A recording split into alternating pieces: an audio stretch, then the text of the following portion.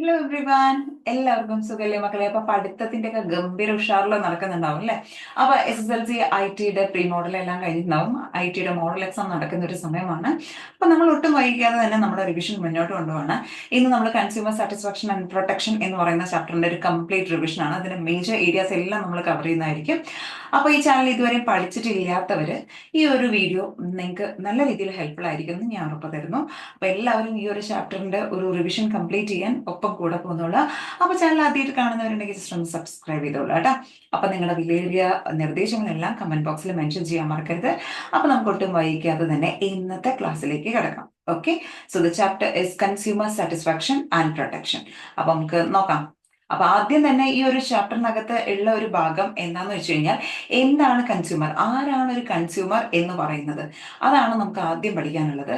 അപ്പൊ അത് ആദ്യം നമുക്ക് നോക്കാം. സോ കൺസ്യൂമർ എന്ന് പറയുന്നത്, സോ ആരാണ് ഒരു കൺസ്യൂമർ? നമുക്കറിയാം, കാശ് കൊടുത്ത് സാധനം വാങ്ങാൻ തയ്യാറായിട്ടുള്ള എല്ലാവരും എന്ത് പേരിൽ അറിയപ്പെടുന്നത്?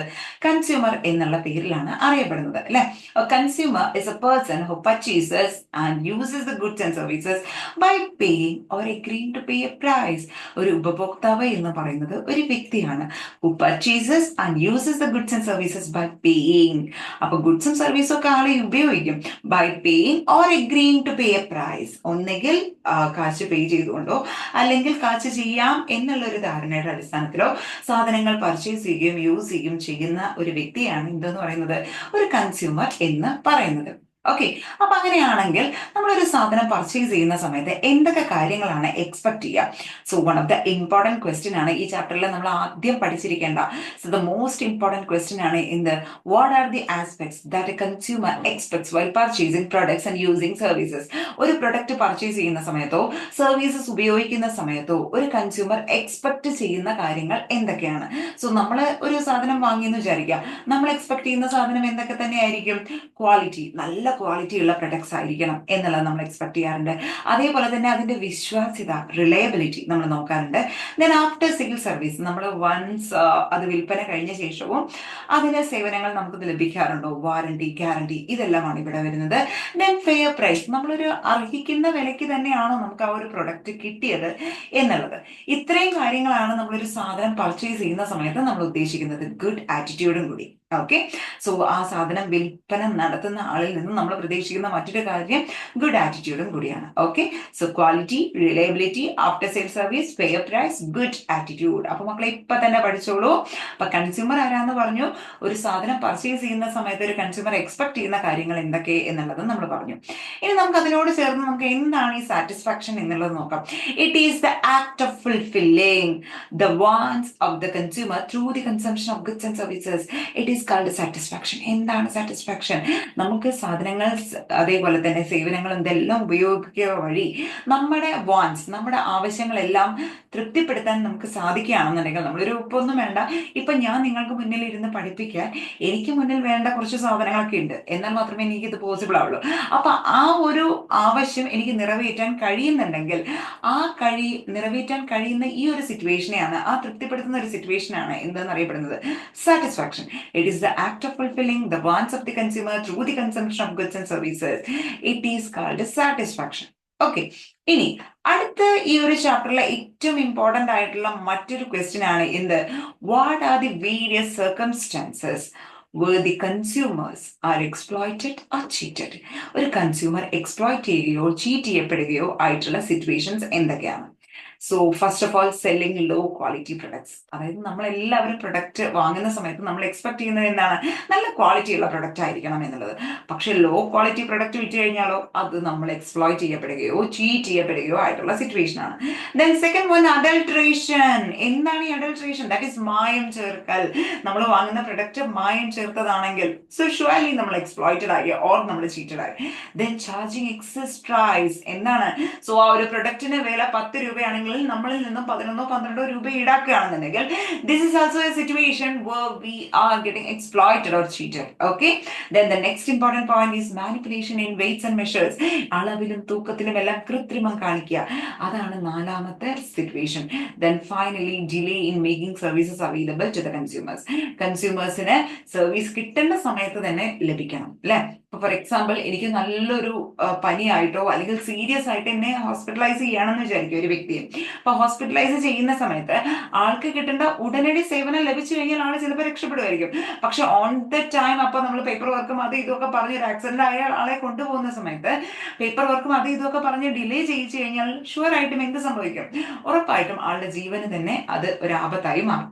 സോ ഏതൊക്കെ സർക്കംസ്റ്റൻസസ് ആണ് where the consumers are exploited or cheated? 4 മാർക്കിന് ചോദിക്കാൻ സാധ്യതയുള്ള ഒരു ക്വസ്റ്റ്യൻ ആണ്. അപ്പൊ ഒരു കാരണവശാലും മിസ്സാക്കല്ലേ മക്കളെ. Selling low quality products, adulteration, charging excess price, manipulation in weights and measures, delay in making services available to the consumers. Okay, ഇനി ചില നിയമങ്ങൾ നിലവിൽ വന്നിട്ടുണ്ട് കൺസ്യൂമേഴ്സിനെ പ്രൊട്ടക്ട് ചെയ്യാൻ വേണ്ടിയിട്ട്. എന്തൊക്കെയാണ് നിയമങ്ങൾ എന്നുള്ളത് നമുക്ക് നോക്കാം. ഓക്കെ, അതിലെ ഏറ്റവും ഇമ്പോർട്ടന്റ് ആയിട്ടുള്ള നിയമമാണ് എന്ത്? Consumer protection act of 1986. മക്കളെ ഈ ഒരു ഇയർ ഈ ഒരു ചാപ്റ്ററിനകത്ത് വളരെയധികം ഇമ്പോർട്ടന്റ് ആണ്. Consumer protection act of 1986. Okay, അപ്പൊ നമുക്കതിൽ 4 കാര്യങ്ങളാണ് നമുക്ക് അതിനകത്ത് മെയിൻ ആയിട്ട് പഠിക്കാനുള്ളത്. നമുക്ക് ചോദിക്കുകയാണെങ്കിൽ തന്നെ 4 മാർക്കിന്റെ ക്വസ്റ്റ്യൻ ആണ്. നമുക്കറിയാം ഈ ചാപ്റ്ററിൽ 4 മാർക്കാണ് വെയിറ്റേജ് എന്നുള്ളത്. So sometimes one word question ഒക്കെ ചോദിക്കുകയാണെന്നുണ്ടെങ്കിൽ കൺസ്യൂമർ പ്രൊട്ടക്ഷൻ ആക്ട് റിലേറ്റഡ് ആയിട്ട് ഒരു ക്വസ്റ്റ്യൻ വരാം. ഓക്കെ, ഏത് ഇയറിലാണ് എന്നുള്ളത് 1986. അപ്പൊ കൺസ്യൂമർ പ്രൊട്ടക്ഷൻ ആക്ടിൽ പറഞ്ഞിരിക്കുന്ന എന്തൊക്കെയാണ് നിബന്ധനകൾ നമുക്ക് നോക്കാം. So consumer protection act of 1986 has clearly defined consumer rights. Okay, consumer റൈറ്റ്സിനെ കുറിച്ച് ക്ലിയർ ആയിട്ട് അതിനകത്ത് ഡിഫൈൻ ചെയ്തിട്ടുണ്ട്. And establish a special judicial system in India for consumer protection. Consumer പ്രൊട്ടക്ഷന് വേണ്ടിയിട്ട് ഒരു സ്പെഷ്യൽ ആയിട്ടുള്ള ഒരു ജുഡീഷ്യൽ സിസ്റ്റം ഇന്ത്യയിൽ സെറ്റപ്പ് ചെയ്തിട്ടുണ്ട്.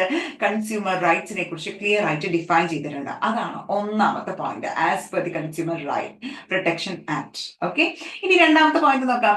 Consumer courts were established as a result of this law. ഈ ഒരു ലോയുടെ അടിസ്ഥാനത്തിലാണ് എന്ത് നിലവിൽ വന്നിരിക്കുന്നത്? കൺസ്യൂമർ കോർട്ടുകളെല്ലാം നിലവിൽ വന്നിരിക്കുന്നത്.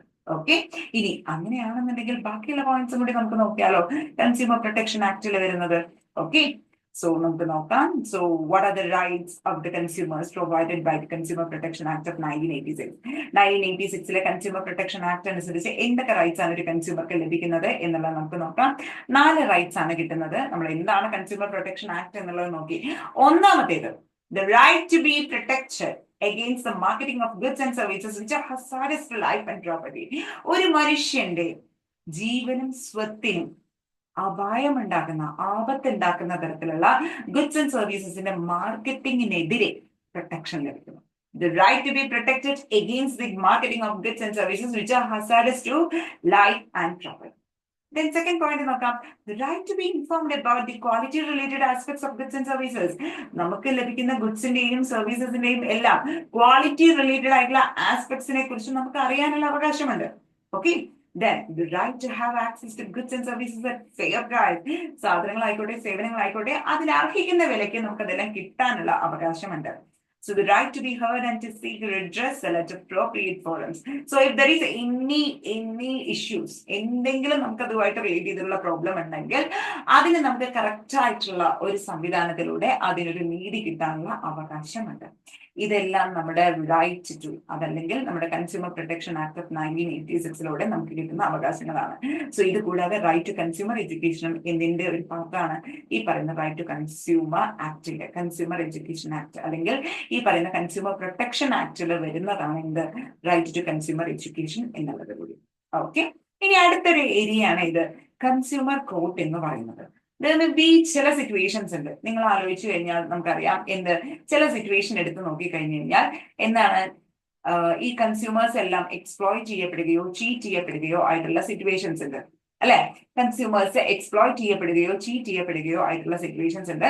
അത്തരം സിറ്റുവേഷൻസിൽ അല്ലെങ്കിൽ ഇപ്പൊ നമുക്ക് പ്രൊഡ്യൂസേഴ്സിൽ നിന്ന് ഒരു മോശമായിട്ടുള്ള ഒരു ഡീലിംഗ് നമുക്ക് സാറ്റിസ്ഫൈഡ് അല്ലാത്ത തരത്തിലുള്ള ഒരു ഡീലിംഗ്സ് പ്രൊഡ്യൂസേഴ്സിൽ നിന്ന് നേരിടേണ്ടി വരികയോ മറ്റൊക്കെ ചെയ്തു കഴിഞ്ഞാൽ നമുക്ക് ഇവിടെ അപ്രോച്ച് ചെയ്യാം, കൺസ്യൂമർ കോർട്ടിൽ അപ്രോച്ച് ചെയ്യാം. സോ കൺസ്യൂമർ കോർട്ട് ശരിക്കും പറഞ്ഞു കഴിഞ്ഞാൽ നമുക്ക് എല്ലാവർക്കും നീതി ഉറപ്പാക്കാൻ വേണ്ടി നല്ലൊരു റോള് വഹിക്കുന്നുണ്ട്.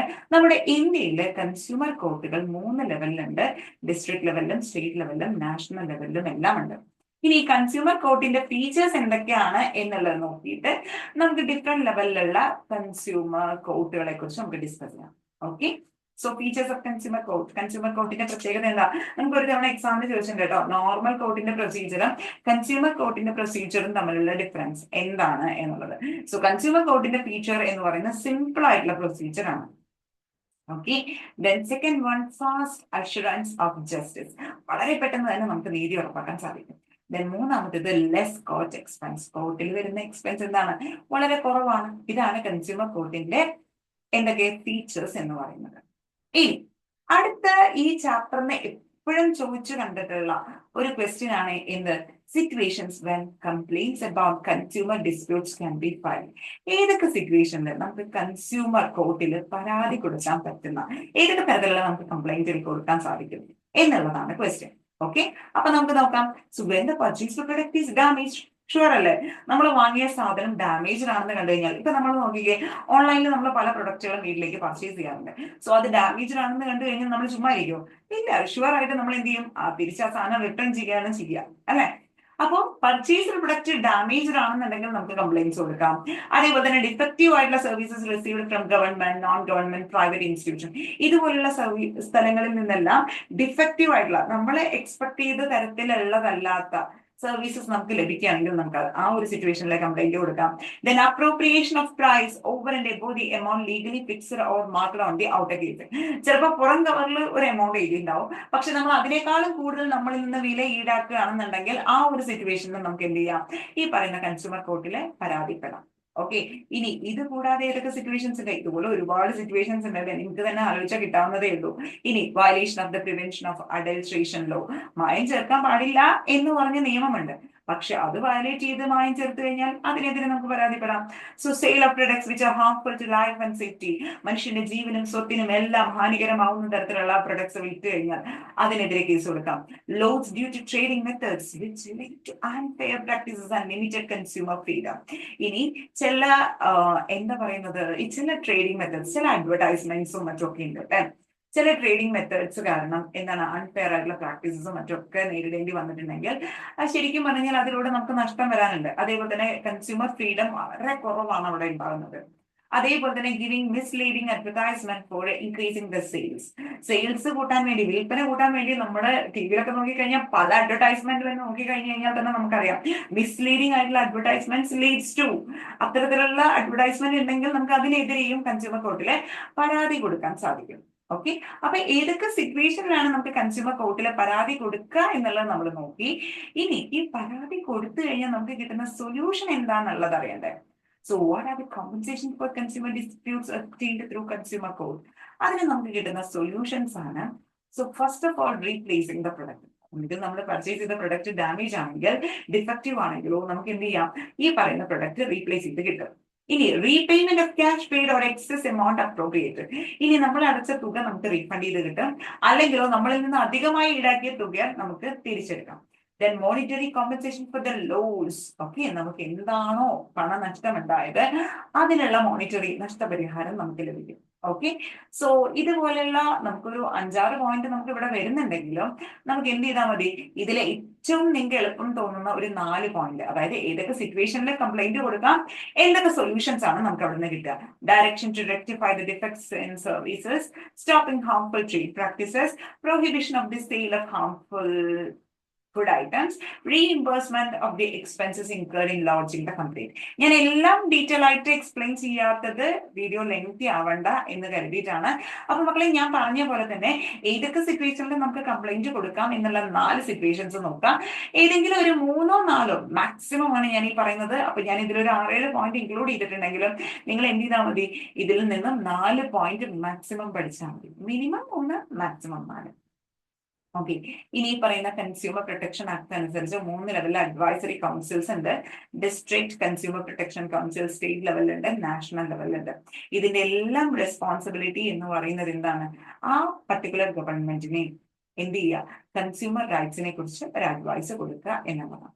ഓക്കെ, അപ്പൊ ഈ കൺസ്യൂമർ പ്രൊട്ടക്ഷൻ ആക്ട് കൂടാതെ മറ്റ് ചില ആക്ടുകളും ഉണ്ട് കൺസ്യൂമേഴ്സിന്റെ പ്രൊട്ടക്ഷന് വേണ്ടിയിട്ട്. അപ്പൊ അതിൽ ഒന്നാമത്തത് sale of goods act. Year പഠിച്ചാൽ മതി. ഇതിന്റെ കണ്ടന്റ് എന്താണ്, സെയിൽ ഓഫ് ഗുഡ്സ് ആക്ട് എന്ന് പറഞ്ഞാൽ തന്നെ നമുക്ക് ഉറപ്പുവരുത്താം സെയിലുമായിട്ടുള്ള കാര്യം ഉറപ്പുവരുത്തുക. അതായത് ഒരു സാധനം പർച്ചേസ് ചെയ്യുന്ന സമയത്ത് നമ്മൾ എന്താണോ എക്സ്പെക്ട് ചെയ്തിരിക്കുന്നത് ആ ഒരു പ്രൊഡക്റ്റ് നമ്മൾ വാങ്ങുന്നതിലൂടെ നമ്മൾ ഉദ്ദേശിച്ച കാര്യം നടപ്പിലായോ എന്നുള്ളത് ഉറപ്പുവരുത്തുന്ന അത് പ്രൊട്ടക്ട് ചെയ്യുന്ന തരത്തിലുള്ള ആക്ട് ആണ് ഇത് സെയിൽ ഓഫ് ഗുഡ്സ് ആക്ട്. അത് 1930 ആണ്. Then agriculture produce act grading and marketing, അത് 1937 ഓക്കെ. ശരിക്കും പറഞ്ഞാൽ അഗ്രികൾച്ചറൽ പ്രൊഡക്ട്സിന്റെ ഒരു ക്വാളിറ്റി സ്റ്റാൻഡേർഡ് ഡിറ്റർമൈൻ ചെയ്യുന്നതാണ് agriculture produce act 1937. Then essential commodities act ഉണ്ട് 1955. ഇത് ശരിക്കും പറഞ്ഞു കഴിഞ്ഞാൽ ചില consumers, this act protect the consumers from super number profit അല്ലെങ്കിൽ കരിഞ്ചന്ത, പൂഴ്ത്തിവെപ്പ് ഇതുപോലെയുള്ള കാര്യങ്ങളിൽ നിന്നും കൺസ്യൂമേഴ്സിനെ പ്രൊട്ടക്ട് ചെയ്യാൻ വേണ്ടിയിട്ടുള്ളതാണ് ഇത് essential commodities act of 1955. Then finally the weights and measures act 1976 ഇത് ഇംപ്ലിമെന്റ് ചെയ്തിരിക്കുന്നത്. ഇതനുസരിച്ച് എന്താണ്, ഈ പറയുന്ന അളവിലും തൂക്കത്തിലൊക്കെ കൃത്രിമം കാണിച്ചു കഴിഞ്ഞാൽ അതിനെതിരെ കൺസ്യൂമേഴ്സിന് പ്രൊട്ടക്ഷൻ തരാനാണ് ഇത്. അപ്പൊ 4 act: sale of goods act 1930, agriculture produce act 1937, essential commodities act 1955 and weights and measures act 1976. അപ്പൊ അങ്ങനെയാണെങ്കിൽ ഒരു കാര്യം ചോദിച്ചോട്ടെ മക്കളെ, എന്നാണ് കൺസ്യൂമർ പ്രൊട്ടക്ഷൻ ആക്ട് നിലവിൽ വന്നത്? സോ ദ ഇയർ, എന്നാണ് കൺസ്യൂമർ പ്രൊട്ടക്ഷൻ ആക്ട് നിലവിൽ വന്നിരിക്കുന്നത്? The year. ഓക്കെ. സോ നമുക്ക് അടുത്തൊരു ഏരിയയിലേക്ക് കിടക്കാം, ചില അഡ്മിനിസ്ട്രേറ്റീവ് മെക്കാനിസത്തിലേക്ക് കിടക്കാം. ഇതെല്ലാം വൺ വേർഡ് ഓറിയന്റ് ചെയ്ത് ചോദിക്കാൻ സാധ്യതയുള്ള ക്വസ്റ്റ്യൻസ് ആണ്. Different departments, different departments and institutions working for the protection of consumers interest. First one, legal metrology department. മനസ്സിലാക്കി വെച്ചാൽ മതി, ഈ പേരുകൾ പഠിച്ചാൽ മതി, അതിനകത്തുള്ള കണ്ടന്റ് മനസ്സിലാക്കിയാൽ മതി. ലീഗൽ മെട്രോളജി, സോ ഈ പറയുന്ന വെയ്റ്റ്സ് ആൻഡ് മെഷേഴ്സിന്റെ സ്റ്റാൻഡേർഡ് ഉറപ്പുവരുത്തുന്നു. ഫുഡ് സേഫ്റ്റി ഡിപ്പാർട്ട്മെന്റ്, പേര് പോലെ തന്നെ ഫുഡിന്റെ ക്വാളിറ്റി ഉറപ്പുവരുത്തുന്നു. Central drugs price control committee, ഇവിടെ മെഡിസിൻസിന്റെ പ്രൈസ് കൺട്രോൾ ചെയ്യുന്ന കമ്മിറ്റി. ഡ്രഗ്സ് കൺട്രോൾ ഡിപ്പാർട്ട്മെന്റ്, ഇവിടെ നമ്മൾ ഈ പറയുന്ന മെഡിസിൻസിന്റെ എല്ലാം ക്വാളിറ്റിയും സേഫ്റ്റിയും എല്ലാം ഉറപ്പുവരുത്തുന്നു. Then food safety and standard authority of India, നിങ്ങൾ കണ്ടിട്ടുണ്ടാവും ചില പാക്കഡായിട്ടുള്ള ഫുഡ് ഐറ്റംസ് ഒക്കെ വാങ്ങുമ്പോൾ FSSAI എന്ന് എഴുതിയിട്ട്, അതാണ് ഈ food safety and standard authority of India. It ensures the quality of food products at various stages like production, distribution, storage, sale, and import. Okay. So, administrative mechanisms under legal metrology, weights and measures, food safety, quality of foods, central drugs price control committee, other medicines in the price control, drugs control department. It ensures the quality and safety of the medicines, and food safety and standard authority of India. It ensures the quality of food products at various stages. Okay. ഇനി ഈ പറയുന്ന നമുക്ക് ചില പ്രൊഡക്റ്റിന്റെ quality, ചില ഇൻസ്റ്റിറ്റ്യൂഷൻസിന്റെ quality, ഇതെല്ലാം ഉറപ്പുവരുത്താൻ വേണ്ടിയിട്ട് കൺസ്യൂമേഴ്സിനെ സഹായിക്കുന്ന കുറച്ച് സിമ്പിൾസ് ഉണ്ട്. ആ സിമ്പിൾസ് ഏതൊക്കെയാന്നുള്ളത് നമുക്ക് നോക്കിയാലോ. സോ ആ സിമ്പിൾസില് ഞാൻ ആ സിമ്പിൾസ് ഇവിടെ മാർക്ക് ചെയ്തിട്ടില്ല, നമുക്ക് ഇതാ നോക്കാം. ISI. ISI എന്ന് പറയുന്ന സിമ്പിൾ എന്താണ്? നമുക്ക് പലതരത്തിലുള്ള സിമന്റ്, പേപ്പർ, അതേപോലെ തന്നെ ഗ്ലാസ്, സ്റ്റീല്, ഇങ്ങനെയുള്ള കാര്യങ്ങളിലൊക്കെയാണ് നമുക്ക് ISI മുദ്രയുണ്ടോ എന്നുള്ളത് നോക്കേണ്ടത്. അത് ശരിക്കും അതിന്റെ ഒരു ക്വാളിറ്റി ഉറപ്പുവരുത്തുന്നതാണ് ISI. ദെൻ ISO എന്ന് പറഞ്ഞ മറ്റൊരു സിമ്പിൾ ഉണ്ട്. ISO എന്ന് പറയുന്നത് ചില ഇൻസ്റ്റിറ്റ്യൂഷൻസിന് കൊടുക്കുന്നതാണ്, സർവീസ് എല്ലാം പ്രൊവൈഡ് ചെയ്യുന്ന. ഫോർ എക്സാമ്പിൾ ചില സ്കൂളുകളിലൊക്കെ നോക്കിക്കഴിഞ്ഞാൽ അറിയാം ISO സർട്ടിഫൈഡ് ആണ്, ISO 9001 and 2005 എന്നൊക്കെ പറഞ്ഞാൽ നമുക്ക് കാണാം അല്ലെ.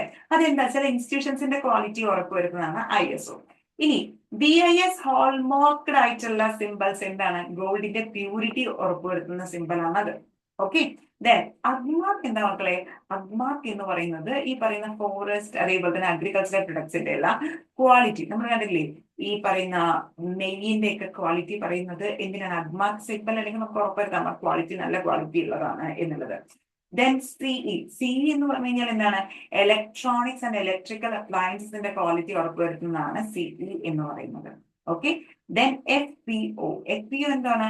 ഈ പറയുന്ന ഫ്രൂട്ട്സിന്റെയും വെജിറ്റബിൾസിന്റെയും ക്വാളിറ്റി ഉറപ്പുവരുത്തുക, quality and safety. Food product order, ഇതാണ് ഇതിന്റെ full form. Okay. So ISI, ISO, BIS, Agmark, CE, FPO. Okay. അപ്പൊ അങ്ങനെയാണെന്നുണ്ടെങ്കിൽ ഞാനൊരു ക്വസ്റ്റ്യൻ ചോദിച്ചോട്ടെ, ഈ അഗ്മാർക്ക് എന്ന് പറയുന്ന സിമ്പിൾ എന്തിനുള്ളതാണ്? എന്തിന്റെ ക്വാളിറ്റി ഉറപ്പുവരുത്തുന്നതാണ് അഗ്മാർക്ക് സിമ്പിൾ? അപ്പൊ രണ്ടാമത്തെ ക്വസ്റ്റ്യൻ ആയി നമ്മുടെ ഇന്നത്തെ സെക്ഷനിലെ. ഓക്കെ. അപ്പൊ നമുക്കിനി അടുത്തൊരു ഏരിയയിലേക്ക് കിടക്കാം. What are the ways in which the intervention of the society can be made possible in consumer disputes? ഏതെങ്കിലും തരത്തിൽ കൺസ്യൂമേഴ്സിന് ഡിസ്പ്യൂട്ട്സ് ഉണ്ടെങ്കിൽ എങ്ങനെയാണ് സൊസൈറ്റിക്ക് ഇടപെടാൻ സാധിക്കുക? ഫങ്ഷനിങ് ഓഫ് കൺസ്യൂമർ ഓർഗനൈസേഷൻസിലൂടെ ഇടപെടാം. കൺസ്യൂമേഴ്സിന് അവയർനെസ് കൊടുത്തിട്ട് ഇടപെടാൻ സാധിക്കും. Public interest litigation. എന്താണ് ഈ public interest litigation?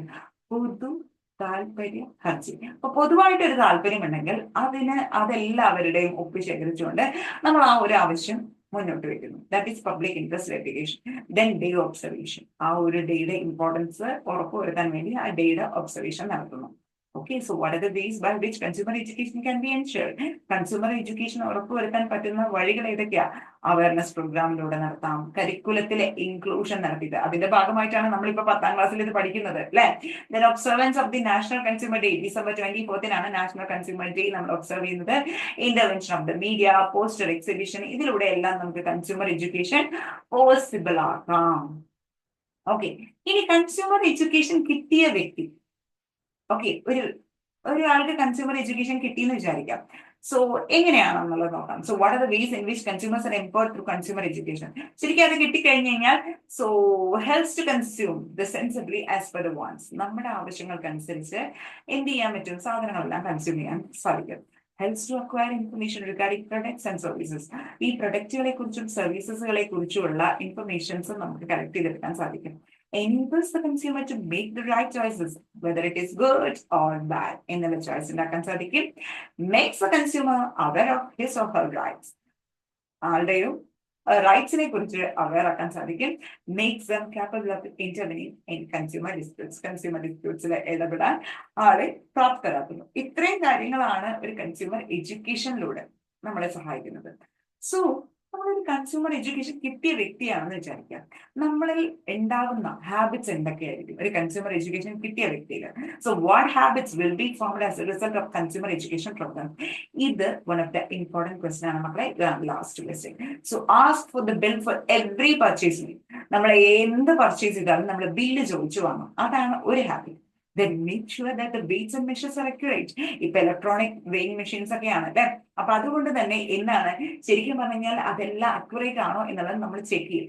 Then make sure while purchasing packed items വാങ്ങുമ്പോൾ ആ പ്രൊഡക്റ്റിന്റെ പേര്, date of packing, expiry date, weight, price, producers or distributors address, ഇതെല്ലാം അതിനകത്ത് ഉണ്ടോ എന്ന് നമ്മൾ ഉറപ്പുവരുത്തും.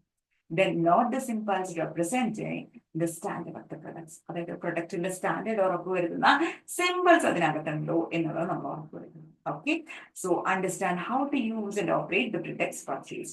നമ്മൾ പ്രൊഡക്റ്റ് പർച്ചേസ് ചെയ്ത പ്രൊഡക്റ്റ് എങ്ങനെയാണ് ഉപയോഗിക്കുക എന്നുള്ളതിനെ കുറിച്ചുള്ള ഇൻഫർമേഷൻ അതിന്റെ ലേബലിലുണ്ടോ നോക്കും. ഇത്രയുമാണ് ഒരു കൺസ്യൂമർ എഡ്യൂക്കേഷൻ കിട്ടിയ വ്യക്തിയിൽ ഉണ്ടായിരിക്കേണ്ട ഹാബിറ്റ്സ് എന്ന് പറയുന്നത്. ഓക്കെ, അപ്പൊ ഇത് കൂടാതെ നമുക്ക് കൺസ്യൂമർ കോർട്ട് 3 ലെവലിൽ ഉണ്ട് എന്ന് പറഞ്ഞു. So national consumer disputes redressal commission, അതില് ഒരു പ്രസിഡന്റും 4 മെമ്പേഴ്സും ഉണ്ടാവും. ഓക്കെ, സോ 1 കോടിക്ക് മുകളിൽ വരുന്ന കേസുകളാണ് അവിടെ എടുക്കാറ്. ഓക്കെ, ദെൻ അതേപോലെ തന്നെ സ്റ്റേറ്റ് ലെവലിൽ കൺസ്യൂമർ ഡിസ്പ്യൂട്ട്സ് റിഡ്രസൽ കമ്മീഷൻ ഉണ്ട്. അവിടെ ശരിക്കും പറഞ്ഞാൽ 20 ലക്ഷം മുതൽ 1 കോടി വരെയുള്ള കേസുകളിലാണ് അവിടെ തീരുമാനം എടുക്കുക. ഒരു പ്രസിഡന്റും അതേപോലെ തന്നെ 2 മെമ്പേഴ്സും ഉണ്ടാവും. അതിൽ ഒരു മെമ്പർ വുമൺ ആയിരിക്കും. കൂടുതൽ മെമ്പേഴ്സിനെ വേണമെങ്കിൽ അപ്പോയിന്റ് ചെയ്യാം. ഇതേപോലെ തന്നെ ഡിസ്ട്രിക്ട് ലെവലിലും ഉണ്ട് consumer disputes redressal forum. Okay, അവിടെ ഒരു പ്രസിഡന്റും 2 മെമ്പേഴ്സും ഉണ്ട്. ഒരു മെമ്പർ വുമൺ ആയിരിക്കും. 20 ലക്ഷം രൂപ വരെ കോമ്പൻസേഷൻ ക്ലെയിം ചെയ്യുന്ന കേസുകളാണ് ഡിസ്ട്രിക്ട് കൺസ്യൂമർ ഡിസ്പ്യൂട്ട്സ് റിഡ്രസൽ ഫോറത്തിനകത്ത് നോക്കുന്നത്. ഓക്കെ, അപ്പൊ ഇത്രയാണ് നമ്മുടെ consumer protection, consumer satisfaction and protection എന്ന് പറയുന്ന ചാപ്റ്ററിൽ നിന്നും പഠിക്കാനായിട്ടുള്ളത്. സോ കംപ്ലീറ്റ് ആയിട്ട് നമ്മൾ ഇമ്പോർട്ടന്റ് ആയിട്ട് വേണ്ട കാര്യങ്ങളെല്ലാം നമ്മൾ മാക്സിമം എന്താ പറയാ സ്ട്രെസ് ചെയ്ത് തന്നെ പറഞ്ഞിട്ടുണ്ട്. അതേപോലെ തന്നെ ഈ ചാപ്റ്ററിന് ചോദിക്കാൻ സാധ്യതയുള്ള വിമർശനങ്ങളിൽ ചോദിച്ചുള്ള ക്വസ്റ്റ്യൻസ് എല്ലാം ചോദിച്ചിട്ടുണ്ട്. കൂടാതെ ഒരു 3 1 വേർഡ് ക്വസ്റ്റ്യൻ ഞാൻ ഇൻ ബിറ്റ്വീൻ ചോദിച്ചിട്ടുണ്ട്. സോ ഒരിക്കൽ കൂടി ഞാൻ ചോദിക്കുന്നു, കൺസ്യൂമർ പ്രൊട്ടക്ഷൻ ആക്ട് എന്നാണ് നിലവിൽ വന്നത്. അതേപോലെ തന്നെ ഈ പറയുന്ന സെയിൽ ഓഫ് ഗുഡ്സ് ആക്ട് എന്നാണ് നിലവിൽ വന്നത്. ദെൻ 3ാമത് ചോദിച്ച ക്വസ്റ്റ്യൻ അഗ്മാർക്ക് സിംബൽ എന്തിനു വേണ്ടിയുള്ളതാണ്. ഈ 3 ക്വസ്റ്റ്യൻസ് ആണ് ചോദിച്ചത്. അപ്പൊ 3 ക്വസ്റ്റ്യൻ ആൻസർ കമന്റ് ബോക്സിൽ മെൻഷൻ ചെയ്തോളൂ മക്കളെ. അപ്പൊ നിങ്ങളുടെ വിലയേറിയ സജഷൻസ് എല്ലാം കമന്റ് ബോക്സിൽ മെൻഷൻ ചെയ്യാൻ മറക്കരുത്. അടുത്തൊരു റിവിഷൻ ചാപ്റ്റർ ആയിട്ട് വീണ്ടും വരുന്നവരെ thank you and have A nice day. So video ഇഷ്ടമായി കഴിഞ്ഞാൽ കൂട്ടുകാർക്ക് ഷെയർ ചെയ്യാം. ഒരു കാരണവശാലും മറക്കട്ടെ. ബൈ.